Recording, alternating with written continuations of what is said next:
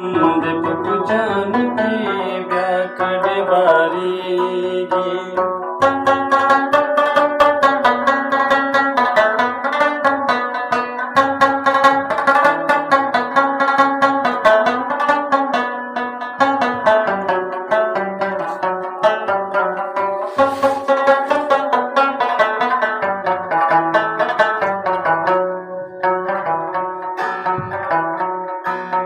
بیا کډې تړلې شي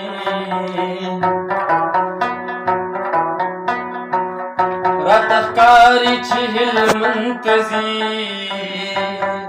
اوړه د ګرمي دا د رمو سره وطن ته ځي د څه مودې